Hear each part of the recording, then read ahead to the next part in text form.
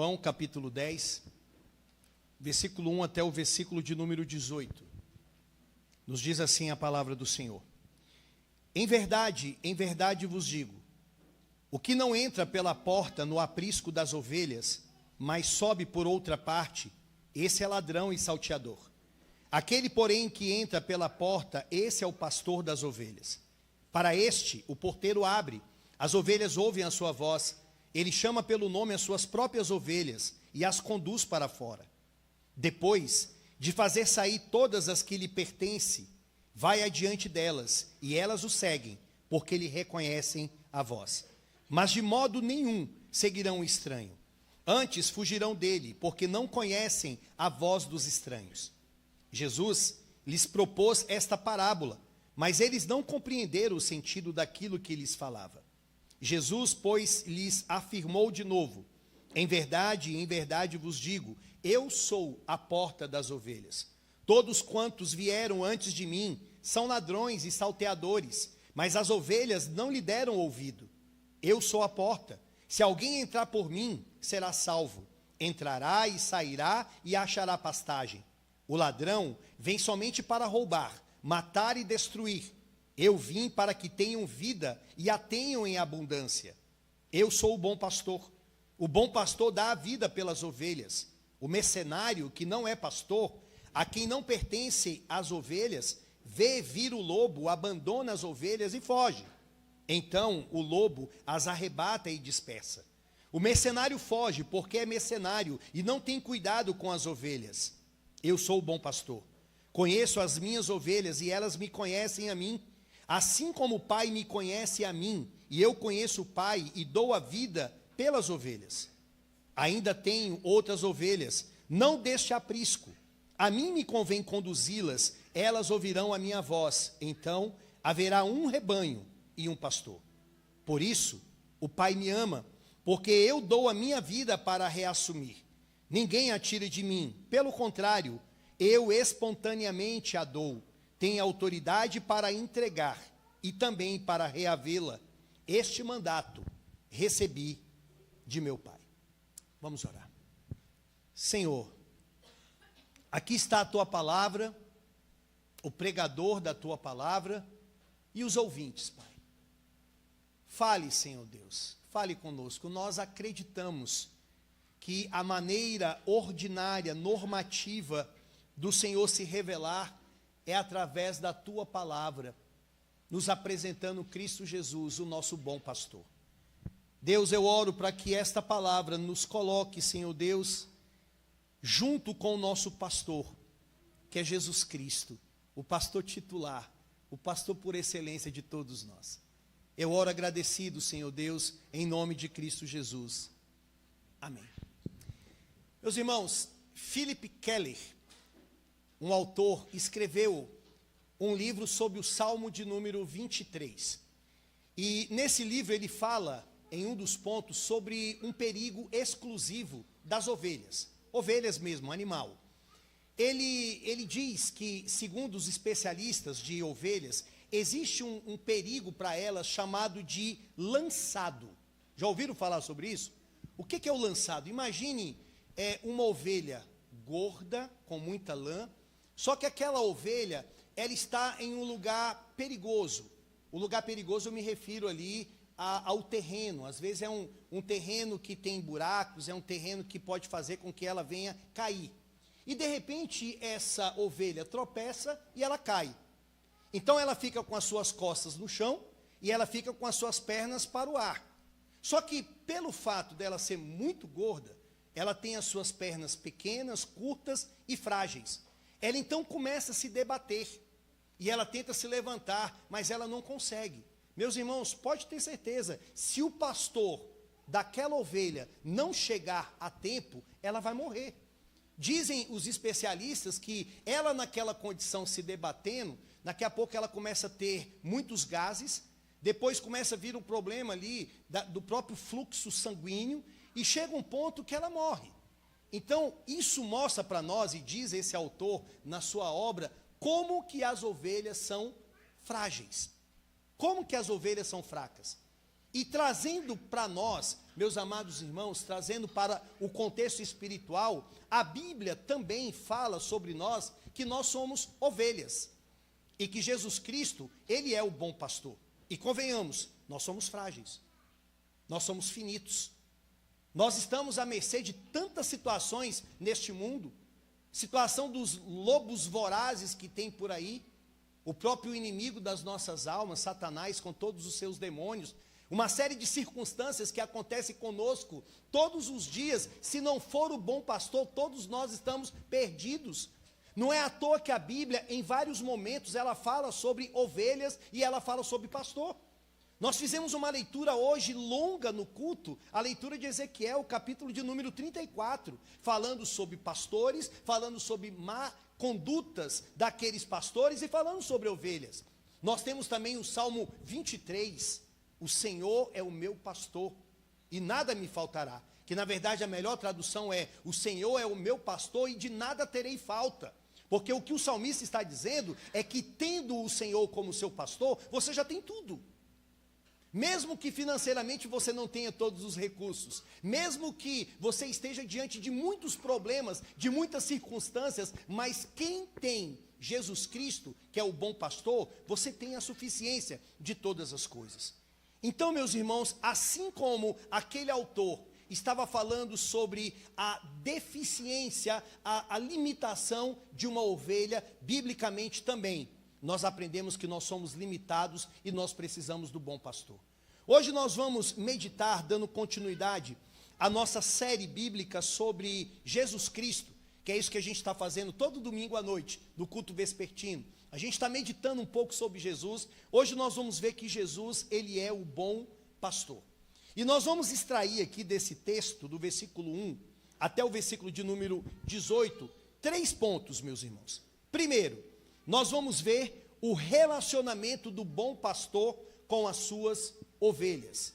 Segundo, nós veremos a provisão do bom pastor para as suas ovelhas. E terceiro, nós veremos o coração do bom pastor com as suas ovelhas. Fica fácil de você memorizar. Nós vamos falar sobre o relacionamento do pastor conosco, a provisão do pastor conosco, e nós vamos falar também do coração do bom pastor conosco, que nós que somos as suas ovelhas. Então vamos para o primeiro ponto, que está do versículo 1 até o versículo de número 6, o relacionamento do bom pastor com as suas ovelhas. O que eu quero mostrar para vocês aqui é que a relação do bom pastor com as suas ovelhas é uma relação familiar. As ovelhas, elas se identificam com o pastor através da amizade, através da comunhão, através da dependência, através da confiança. Eu não sei se vocês sabem, mas para os pastores judeus, eles mantinham 2 tipos de apriscos. O aprisco é onde ficavam ali as ovelhas. Então, havia um aprisco que era um aprisco menor. É um aprisco que ele ficava no campo. Ele era pequeno, um cercado mais ou menos de 4 partes, de pedra, pequenininho, e as ovelhas ficavam lá dentro. Esse era um tipo de aprisco para os pastores da época de Jesus. Mas havia um outro. Esse aprisco, ele era um aprisco que ficava dentro da cidade, um aprisco maior, um aprisco grande, onde os pastores colocavam as ovelhas naquele lugar, e na parte de fora havia ali uma porta, e naquela porta ficava um porteiro, e o porteiro ficava ali vigiando, cuidando daquelas ovelhas. O interessante, meus irmãos, é que ali tinham vários tipos de ovelhas de vários pastores. Então, imagine que um pastor chegou ali e ele colocou naquele aprisco 10 ovelhas. Aí depois vem outro e colocava 15, outro colocava 6. Então, tinham várias ovelhas ali de vários pastores. Só que quando o pastor de determinadas ovelhas, quando ele chegava naquele aprisco, primeiro ele falava com o porteiro que estava ali, e depois ele chamava as ovelhas dele pelo nome, de tamanha intimidade que ele tinha com eles.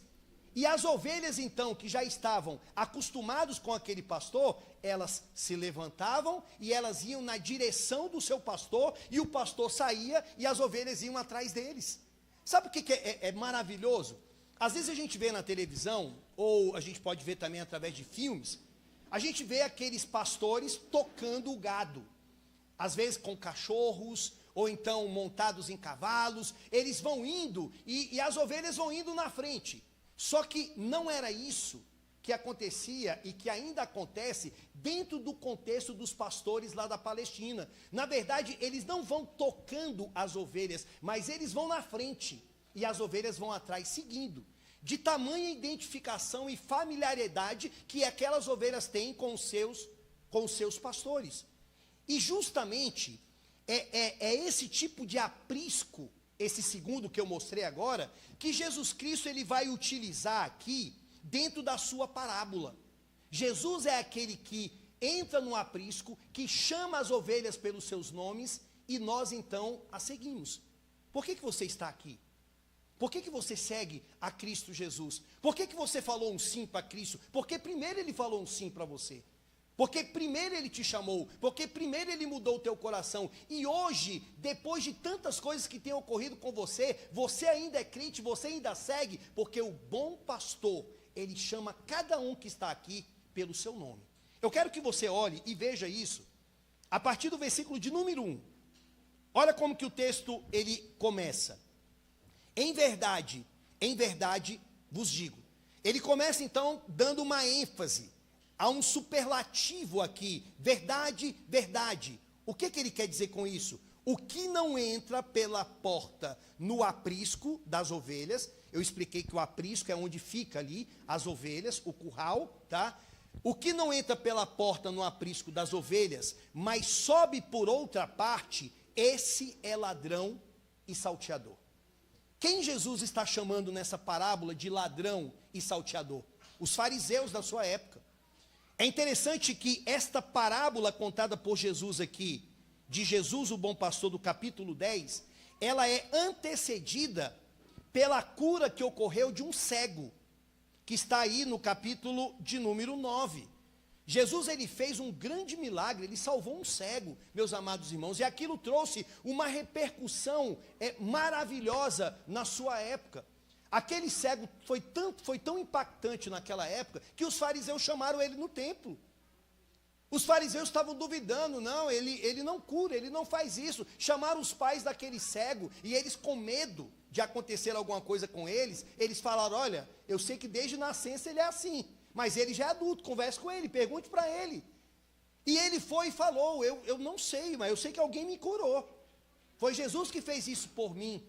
E ele começou a persuadir aqueles fariseus, de maneira que eles ficaram tão indignados que eles expulsaram aquele cego daquele templo. Então, logo após esta cura, ou seja, e deles também terem expulsado o cego do templo, é que Jesus ele traz essa parábola. E depois de Jesus contar essa parábola, eu quero que você olhe lá para o versículo de número 21, que é depois dessa história. Vejam que, mais uma vez, ele vai fazer menção deste cego, quando ele diz, outros diziam, este modo de falar não é de endemoniado. Pode, porventura, um demônio abrir os olhos aos cegos? Ou seja, a história ela é antecedida pela cura do cego, e depois dessa parábola ainda se fala sobre o cego. O que eu quero dizer com isso é que quando o texto fala aqui sobre ladrão e salteador, ou quando lá na frente fala que ele veio para matar, roubar e destruir, que às vezes muitos pensam bem assim, é o diabo. É claro que o diabo não vale nada, mas o texto não está falando do diabo. O texto não está falando de Satanás, o texto está falando sobre esses pastores falsos, sobre aqueles hipócritas que eram os fariseus, os mercenários. Então, é eles que Jesus está chamando de ladrão e salteador. Agora, olhe para o versículo de número 2. Vejam que há um contraste. Se por um lado tem aquele que quer pular para pegar as ovelhas, por outro, tem aquele que tem toda a autoridade para fazer isso. Versículo 2 diz, aquele, porém, que entra pela porta, esse é o pastor das ovelhas. Para este, o porteiro abre, as ovelhas ouvem a sua voz, ele chama pelo nome as suas próprias ovelhas e as conduz para fora. Jesus estava usando o contexto daquela época para mostrar o que ele faz com todos aqueles que o Pai deu para ele. Ele chama pelo nome e traz essa pessoa, e tira aquela pessoa do mundo, e torna aquela pessoa agora um cristão. No sentido espiritual, Jesus estava pensando, meus irmãos, naquele cego que foi expulso lá no templo. O cego que vocês expulsaram do templo, ele é uma ovelha minha. Eu chamei, e ele veio, e ele me serve hoje. Meus irmãos, todos nós também, todos os crentes, em todos os momentos, igual aconteceu com aquele cego, nós também somos chamados pelo Senhor. Qual é a forma normativa de Deus falar com os seus? Qual é a forma normativa de Deus transformar corações? É ouvindo a palavra do Senhor. A Bíblia diz que a fé vem pelo ouvir, ouvir a palavra de Deus. Há uma proclamação do Evangelho. Se aquela pessoa é um eleito, uma eleita do Senhor, o Espírito vai regenerar e Deus vai trazer aquela pessoa, Ele vai chamar.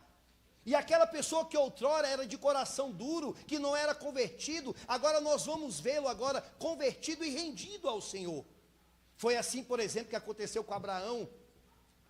Abraão, aquele homem que era idólatra, sua esposa idólatra, seu pai idólatra, lá em Ur dos Caldeus, o Senhor se revelou a ele e chamou: Abraão, venha, vai para uma terra que eu vou te mostrar.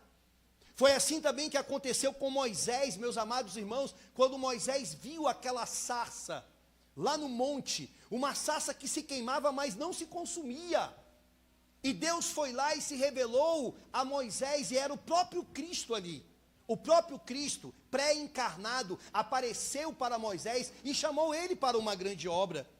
Não foi assim também com Davi, o homem segundo o coração de Deus? E Isaías? O que a gente pode falar de Isaías? Uma das passagens mais impactantes de Isaías, capítulo de número 6. No ano da morte do rei Uzias, eu vi o Senhor assentado sobre um alto e sublime trono. Numa época de luto, Deus se revelou a Isaías e Deus chamou Isaías para fazer uma grande obra. Agora, para nós que estamos plantando uma igreja, que graças a Deus já temos um grupo bom, Isaías foi chamado para plantar, Isaías foi chamado para pregar para um povo que não iria ouvi-lo. Isso é difícil, né, meus irmãos? A gente está acostumado muito com a questão muito pragmática ou ativista. A gente quer ver as coisas e você ser chamado e você não vê nada acontecendo. Deus pode fazer isso.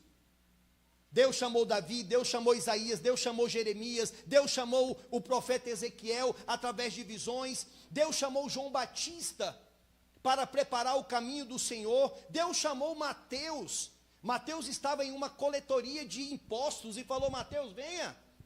Deus chamou Pedro, Deus chamou João e prometeu que faria daqueles homens agora não mais pescadores de peixes, mas pescadores de alma. Deus chamou Paulo no caminho de Damasco, se revelou aquele homem e fez dele um dos grandes pregadores e missionários. Deus também chamou Lídia, como está registrado lá em Atos capítulo 16. E vejam que Deus estava através ali de Paulo. O Senhor usou aqueles homens para pregar a palavra para várias mulheres.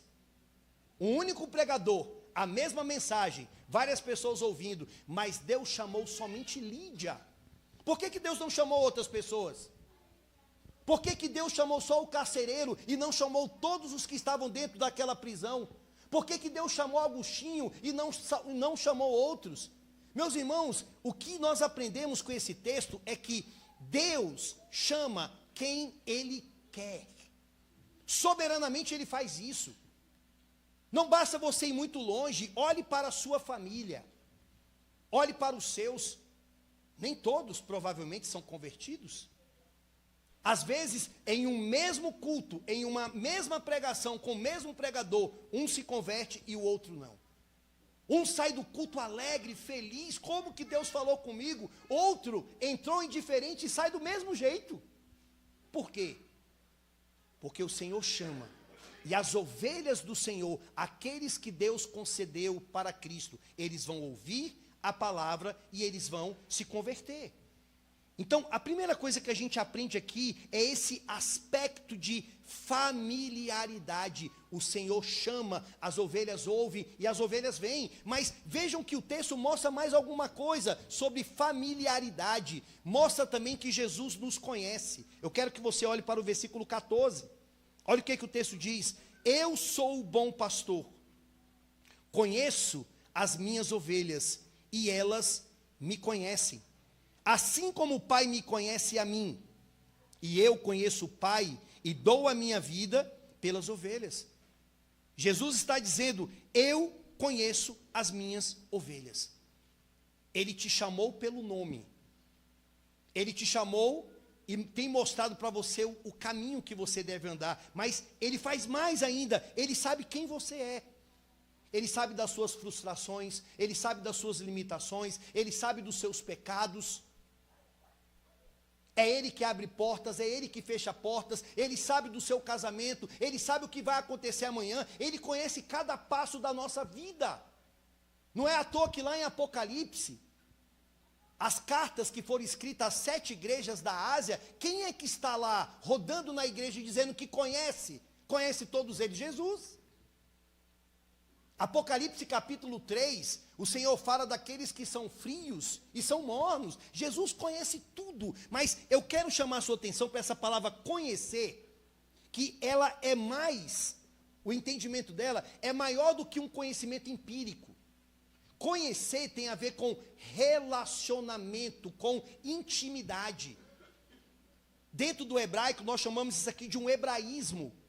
Quer dizer que ele conhece de uma forma afetiva, quer dizer que ele tem pacto, ele tem um relacionamento com aqueles que o Pai deu para ele, diferente, por exemplo, de momentos que Jesus falou bem assim, apartai-vos de mim, eu não vos conheço. Ora, Jesus estava dizendo o que naquele momento? Eu não vos conheço? Jesus não sabia quem eram aquelas pessoas? Onde eles moravam? O que eles faziam? É claro que ele sabia. O que Jesus estava dizendo ao utilizar a palavra conhecer é, eu não tenho intimidade com vocês. Eu não tenho um pacto com vocês, eu não tenho uma aliança. Porém, para os crentes, Jesus chama. Para os crentes, Jesus conhece eles pelo nome. E para os crentes, Jesus tem uma intimidade tão maravilhosa, meus irmãos, que nós vamos viver com Ele para todo sempre, na eternidade, em um novo céu e uma nova terra. É isso que ele está dizendo aqui.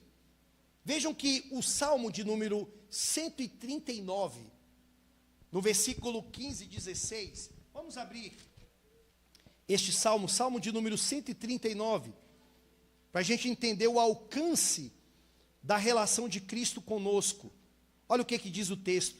Os meus ossos não te foram encobertos quando no oculto fui formado e entretecido como nas profundezas da terra. Os teus olhos me viram a substância ainda informe, e no teu livro foram escritos todos os meus dias, cada um deles escrito e determinado, quando nenhum deles havia ainda. Deus conhece em Cristo o teu passado, o teu presente, o teu futuro, e na verdade Ele conhecia você ainda quando você estava no ventre da sua mãe. Que coisa maravilhosa, meus amados irmãos. Então, não existe nada que deveria nos levar à frustração, não tem nada que deveria nos levar à tristeza, porque nós temos um bom pastor que nos conhece, que nos ama e que nos guia. Então esse é o primeiro ponto. O bom pastor, ele busca um relacionamento conosco. Mas em segundo lugar, meus irmãos, a provisão do bom pastor para as nossas vidas, ou para as ovelhas. Em segundo lugar, nós podemos ver a provisão que o bom pastor, ele concede para as suas ovelhas. Antes da gente ler aqui o versículo de número 7 de João, eu quero contar algo que, quando eu estava estudando esse texto, eu achei muito interessante. Há um pregador chamado J. Campbell Morgan, um pregador muito famoso, reformado, e ele conta que ele estava fazendo uma viagem de navio, E ele verificou que tinha uma pessoa também muito conhecida naquele navio, que é chamado de George Adam Smith. Os dois, para vocês terem uma ideia, o Campbell Morgan, ele foi um dos maiores pregadores da sua época. E o Sir George Adam Smith, ele era o maior estudioso do Antigo Testamento. Então imagine, o maior pregador daquela época e o maior estudioso do Antigo Testamento, os dois juntos. Então se identificaram. E ele contando a história, ele fala que eles bateram muito papo, foram momentos assim maravilhosos, até que o George Adam Smith, ele contou uma história.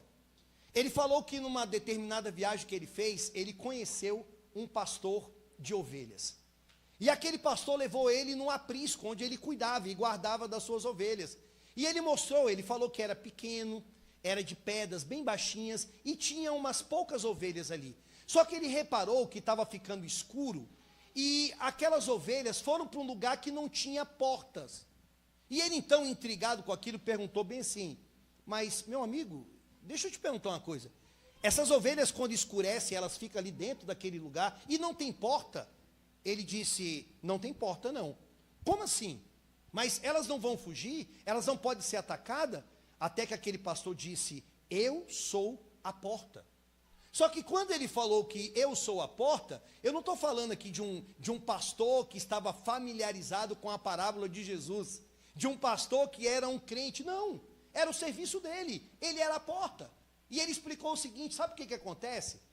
Quando escurece, eu me deito, e eu fico deitado ali, neste lugar que você imagina que é a porta, e nenhuma daquelas ovelhas vai passar para o outro lugar. E se algum lobo quiser entrar, ele vai passar por sobre mim, por cima de mim. Então eu vou impedir que ele faça alguma coisa com aquelas ovelhas. Ou seja, o que ele mostrou ali é que as ovelhas estavam seguras com quem? Com aquele pastor. O pastor tanto salvava aquelas ovelhas, como também deixava elas seguras. Não é isso que Jesus faz por nós? Olhe para o texto, eu quero que você veja isso. Olhe para o versículo de número 7. Jesus, pois, lhes afirmou de novo, em verdade vos digo, eu sou a porta das ovelhas. Jesus é a porta das ovelhas, Jesus é a porta para nós. Ele é o caminho, ele é a verdade, ele é a vida, ele é o bom pastor, ele é a luz, mas ele também é a porta das ovelhas, ou seja, ele que nos protege contra os lobos. É ele que nos protege contra Satanás e os seus demônios. É ele que nos protege, meus irmãos, de nós mesmos, do nosso próprio coração. Ou seja, quando nós entramos pela porta, nós não somente somos salvos pela obra de Cristo Jesus, mas nós também estamos seguros. Seguros. Eu já falei aqui várias vezes, se a nossa segurança salvífica dependesse de nós, a gente estava perdido, meus irmãos. Não é verdade? Nós somos falhos. Nós somos falhos. A gente erra, a gente peca, a gente transgride a palavra do Senhor. Nós não temos ainda um casamento perfeito, uma vida perfeita. Então, pode ser que, dependendo da sua espiritualidade naquele dia, você poderia falar bem assim, eu estou seguro hoje eu estou bem, hoje eu fiz coisas boas, mas no outro dia você erra e você ficaria frustrado. E é uma pena que muitas igrejas, de muitos irmãos nossos, evangélicos, depositem a sua confiança nas suas obras, quando na verdade a confiança do povo de Deus, a segurança deles está em Cristo Jesus, ele é a porta. É nele, meus amados irmãos, que vocês podem confiar tão somente em Cristo Jesus. Olhe para o versículo 8. Todos quanto vieram antes de mim são ladrões e salteadores, mas as ovelhas não lhe deram ouvidos. Volte mais uma vez no versículo 8, quando ele está dizendo aqui, todos quanto vieram antes de mim são ladrões e salteadores, ele não está falando sobre os profetas, ele não está falando de Moisés, ele não está falando dos patriarcas, ele não está dizendo que esses que vieram antes dele são ladrões e salteadores, ele estava falando sobre os fariseus daquela época. Esses que vieram antes de mim são ladrões e salteadores. Mas as ovelhas não lhes deram ouvidos. Eu sou a porta. Se alguém entrar por mim, será salvo, entrará e sairá e achará pastagem. Isso que ele está dizendo, meu irmão. Eu não sei se você ainda é crente, mas eu quero lhe apresentar nessa noite, em nome de Cristo Jesus, o bom pastor. Olha o que o bom pastor está dizendo. Se alguém entrar por ele, será salvo. Salvo do quê? Salvo da condenação eterna. Salvo de cair nas mãos de um Deus irado.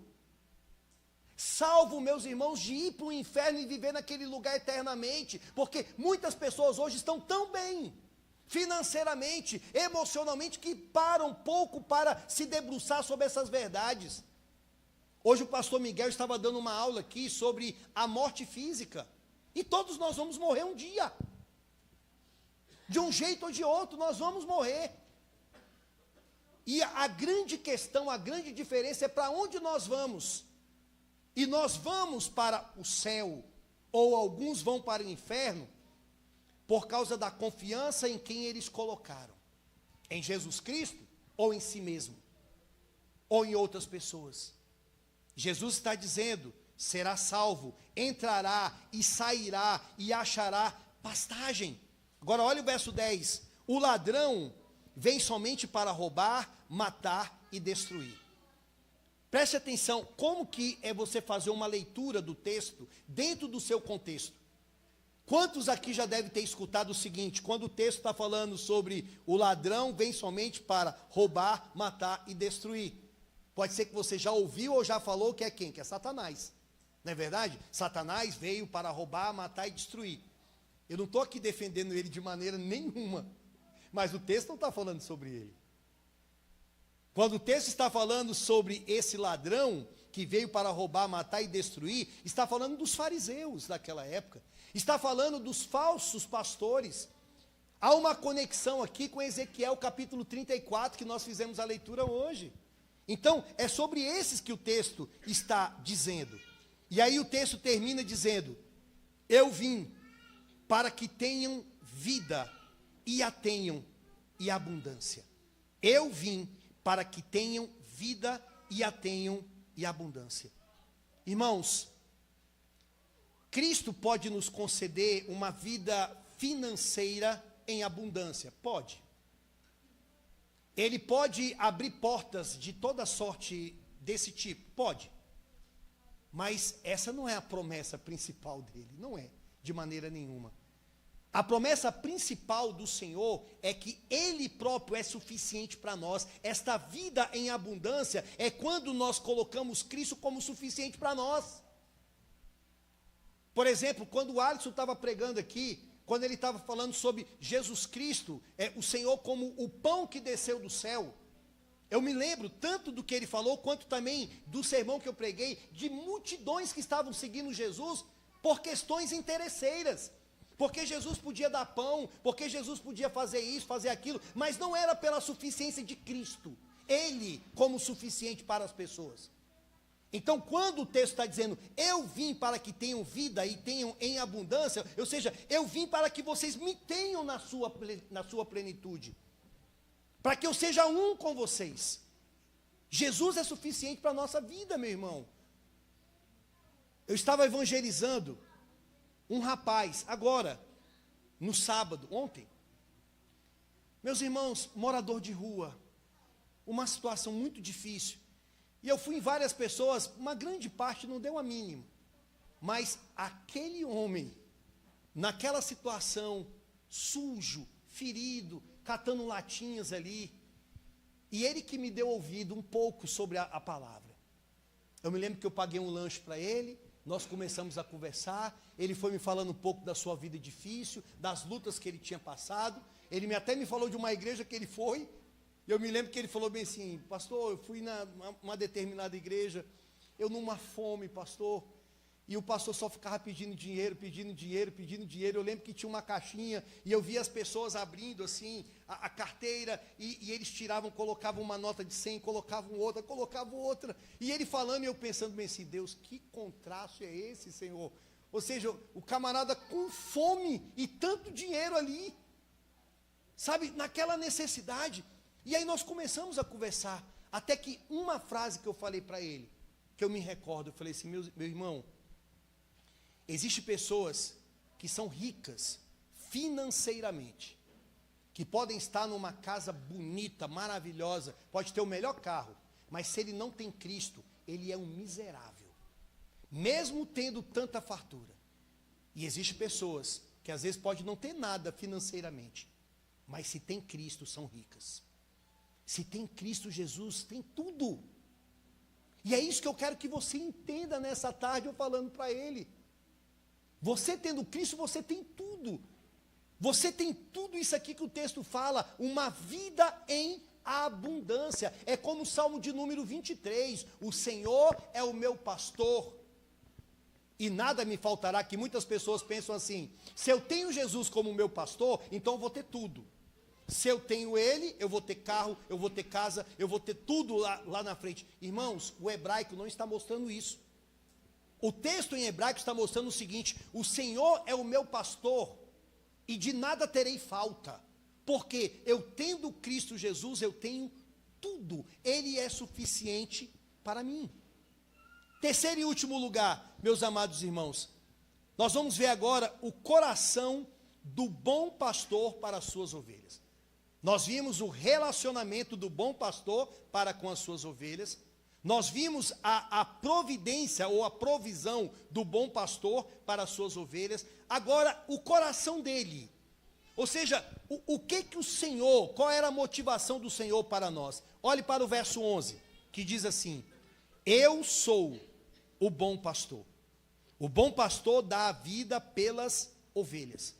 4 vezes, aqui nesse texto, nós vamos encontrar essa frase, o bom pastor dá a vida pelas ovelhas. O mercenário que não é pastor, a quem não pertence as ovelhas, se vê vir o lobo, abandona as ovelhas e foge. Então o lobo as arrebata e dispersa. O mercenário foge porque é mercenário e não tem cuidado com as ovelhas. Eu sou o bom pastor, conheço as minhas ovelhas e elas me conhecem a mim. Assim como o Pai me conhece a mim, e eu conheço o Pai e dou a minha vida pelas ovelhas. Veja, mais uma vez, eu dou a minha vida pelas ovelhas. Ainda tenho outras ovelhas, não deste aprisco. A mim convém conduzi-las, elas ouvirão a minha voz. Então haverá um rebanho e um pastor. Pode ser que você também já tenha escutado essa passagem bíblica aqui, quando ele fala, ainda tenho outras ovelhas, não deste aprisco, e tenha tido uma interpretação errada. O que Jesus está dizendo aqui? A parábola, meus irmãos, quando está falando sobre este aprisco, ela estava pensando nos judeus. Os judeus todos estavam ali. Lembra que o capítulo anterior falou sobre o cego, que era um judeu. Então, quando Jesus está dizendo, ainda tenho outras ovelhas, não deste aprisco, quer dizer, ainda tenho ovelhas que o Pai deu, que não são judeus, que são o quê? Gentios. Ovelhas de outro aprisco, a mim convém conduzi-las, elas ouvirão a minha voz, então haverá um rebanho e um pastor. Não foi assim com você? Você é judeu? Você estava dentro desse aprisco inicial de judeus? Não, você é um gentio.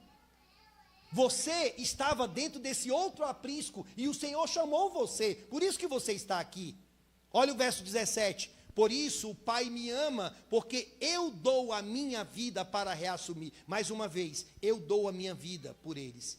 Ninguém a tira de mim, pelo contrário, eu espontaneamente a dou. Tenho autoridade para entregar e também para reavê-la. Este mandato recebi de meu Pai. Irmãos, Jesus Cristo é o único que não somente tem um discurso, mas ele de fato viveu o que ele falou, ele deu a vida dele por você. Eu estou me referindo a cristão. Ele especificamente morreu pelas ovelhas que o Pai deu para ele. Ele teve uma morte cruel. Ele teve uma morte horrível. E ele foi levado para o matadouro, para a cruz, como uma ovelha muda. sem que saísse nenhuma palavra da sua boca de murmuração pelos tosqueadores. Ele morreu naquela cruz por você, meu irmão. Ele pagou um preço alto para que você estivesse hoje aqui e para que você fosse para o céu. Ele fez isso, e ele fez isso de livre e espontânea vontade. Por isso que o versículo de número 18 diz: ninguém tira de mim, pelo contrário, eu espontaneamente a dou. O que ele deu espontaneamente? A vida dele. Às vezes a gente pensa, o pai elegeu, correto. O filho redimiu, mas o filho fez isso obrigado. O filho fez isso sem vontade? Claro que não. O filho fez isso por amor ao pai e por amor a nós. O filho fez isso porque ele quis. Eu dou a minha vida espontaneamente. Tem autoridade para entregar e também para reavê-la. Tanto que ele vai, mais à frente, ele vai ressuscitar. Este mandato recebi de meu pai. Irmãos, qual a conclusão aqui? O relacionamento, o que nós vimos nesse texto? O relacionamento do bom pastor com as suas ovelhas. Ele te chama pelo seu nome. Ele te chama pelo seu nome. Ele conhece cada detalhe da minha e da sua vida. A provisão do bom pastor para as suas ovelhas. Ele é a porta. Ele te protege. Pode ter certeza, por mais que você e eu sejamos rebeldes, tem hora que a gente quer sair, tem hora que a gente quer largar tudo, ele não vai deixar, porque você vai ter que passar por cima dele, e você não vai ser mais poderoso do que ele. Ninguém vai poder arrebatar das suas mãos aquele que o pai deu para ele, ninguém. Judas saiu porque Judas não era um eleito, meu irmão, mas você, se você é um eleito do Senhor, pode acontecer toda sorte de luta na tua vida, mas você vai perseverar até o fim, porque o bom pastor te protege. E por fim, nós vimos o coração do bom pastor com as suas ovelhas. Ele deu a vida dele por você. Deixa eu concluir só te perguntando uma coisa, meu irmão. Você tem escutado a voz do bom pastor? Você tem escutado a voz do bom pastor? Você tem tido essa intimidade com ele? Porque o texto fala que ele nos conhece e nós também o conhecemos. Você caminha com Cristo? Quem você tem escutado, meu amado irmão? A voz de Cristo ou os ruídos deste mundo? Eu vou ser bem franco e pode ser que até duro. O que você tem escutado? Pornografia, prostituição, raiva, vaidade, rancor, mágoa, ressentimento, desespero, indignação, que nós estamos sujeitos a isso, e às vezes a gente dá ouvido a tanta coisa que não presta, frustração, ao invés de ouvirmos a voz do Senhor, ao invés de ouvirmos o Senhor nos chamando e nos conduzindo. Quem você tem escutado? Como é que está a sua intimidade com o Senhor? Eu sei da parte dele, mas e da sua? Você tem trabalhado, meu irmão, no sentido de oração, de diálogo, de prazer em estar na casa do Senhor com Cristo? Para que você vem todo domingo? Qual o motivo de você vir todo domingo para a igreja? Não é para adorar o pastor, é claro, e eu sei que não é isso. Mas não é para adorar o pastor dos pastores, Jesus Cristo? Então, veja o deleite de você ouvir o bom pastor falando com você, todo domingo na palavra. Todo domingo a gente fala de Jesus.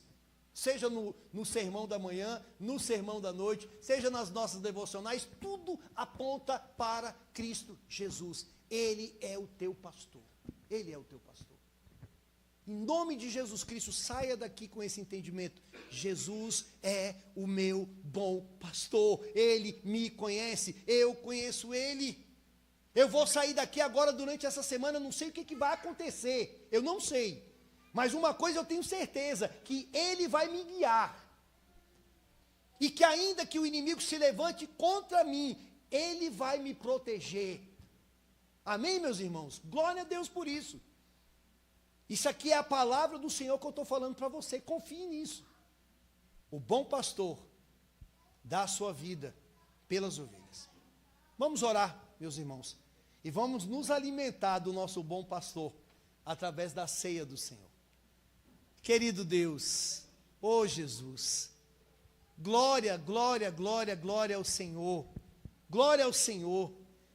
Jesus Cristo, a cada domingo, a cada momento, a cada leitura da palavra, cada pregação, nós ficamos mais admirados com o Senhor. Obrigado, Deus, por ter enviado o teu Filho. Obrigado por mostrar para nós que o melhor o Senhor já enviou, não virá nada melhor do que Ele. Obrigado, Senhor, por nos conhecer pelo nosso nome, por saber das nossas limitações, por nos proteger contra o maligno. Obrigado por ter entregue e vertido o seu sangue naquela cruz em nosso favor. Meu Deus, em nome de Jesus, Pai, assim como o Senhor chamou tantos santos e chamou muitos dos que estão aqui, ou todos, se porventura, Pai, seja alguém que está aqui, ou dos nossos familiares, certamente tem muitos, chama pelo nome aqueles que o Senhor elegeu. Chama pelo nome, Senhor Deus, aqueles que estão mortos em seus delitos e pecados, e mude e transforme a vida dessas pessoas, Senhor. Em nome de Jesus Cristo, a minha oração é por salvação. A minha oração, Senhor Deus, é para que essas pessoas ouçam e se levantem e venham enfileirar, Senhor Deus, esse exército de pessoas que são cristãos, Pai. Essa é a oração que eu lhe faço em nome de Cristo Jesus. Amém. Abram a